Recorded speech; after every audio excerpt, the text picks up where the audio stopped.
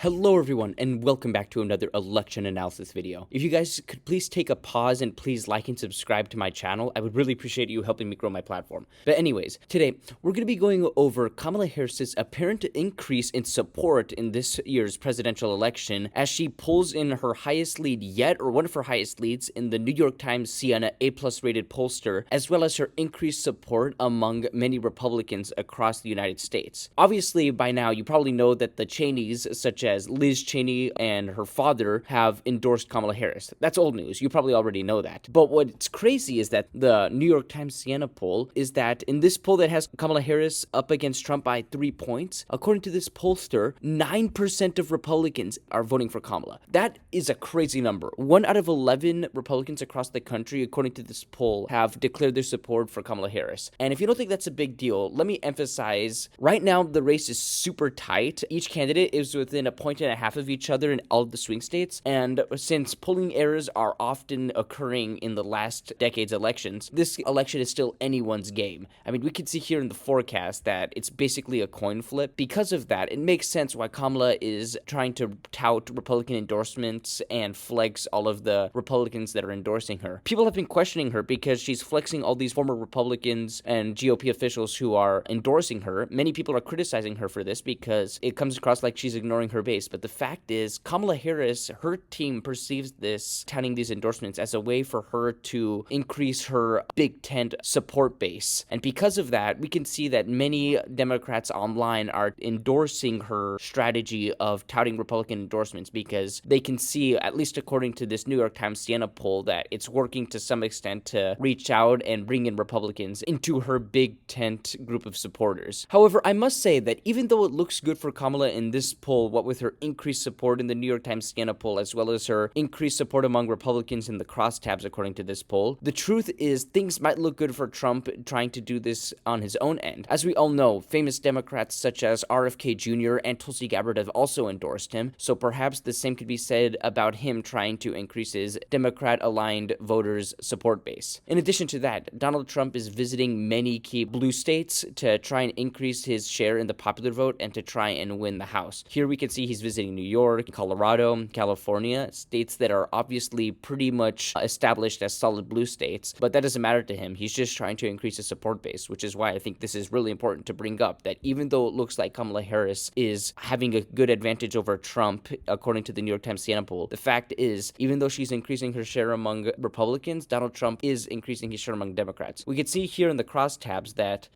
okay, it's loading right now, but if you check this crosstabs on yourself on your free time, you'll see that Donald Trump has around 3% of Democrat-aligned voters. And even though that might not seem a lot, in the past it's been as low as 1% in Trump's least popular moments. So the fact that it's up at 3% should say something about the bigger platform voters that he's starting to build. And that's not even to mention the increased support he's having in minority voters across the country. In addition, another point I want to bring up in this video is that this poll is talking about how Kamala Harris is increasing her lead in the popular vote against Donald Trump. And I know many people like to say that the popular vote doesn't matter, since, for example, Trump barely lost the election in 2020, even though Joe Biden won the popular vote by 4.5 percentage points. And while that is true, it has to be made clear that Donald Trump is trying to increase his popular vote share by campaigning a lot in solid blue states. And so if he does increase his support in many solid blue states, then Kamala Harris won't have to make her popular vote lead as high in order to win the Electoral College. So what might look like a 4% victory for the Democrats in 2020 could look like a 2% victory for the Democrats in 2020, meaning Kamala Harris could have a smaller vote share of the popular vote in this election cycle than Joe Biden did, but pick off another state like North Carolina, for example, because Donald Trump is increasing his popular vote share in states like California and New York. While I'm not going to do a prediction today, I do want to give you guys an idea of what the state of the race could look like if Kamala Harris were to win 2% and Donald Trump were to make gains in states like California, New York, and Colorado. Right now, we can see here, this is what the map looked like in 2020. If Donald Trump were to outperform the polls by, let's say, 2%, he'd be able to win all of the 7 key swing states except for Michigan. However, if he were to make a net 2% gain in the popular vote through to inroads he made in states like solid blue states such as California, Colorado, and New York, then perhaps a 2% gain in the popular vote will only be enough to help him carry Nevada and only the Sunbelt states, locking him out of that 270 number. So let me just end the video with this point, guys. Kamala Harris increased increasing her vote share is a big deal. I know many people say that popular vote doesn't matter, but it's going to matter a lot more so than past elections this election cycle, because Donald Trump is probably going to increase his vote share in the popular vote because of the campaign stops he's doing in states like Colorado, California, and New York. And because of that, Kamala Harris and the Democrats won't need to win the popular vote by as much in order to win the Electoral College. But like, just to be clear, I'm not saying this is a guarantee. God knows that this election is pretty much a dead even coin toss, what with 538's election forecast giving Harris a 55% chance of victory, and Polymarket giving Donald Trump basically the opposite chance of victory in his favor. So yeah, just wanted to make this video in order to give you guys a new perspective on how important the popular vote will be this election cycle. But anyways, guys, thank you guys so much for watching, and I shall see you guys later.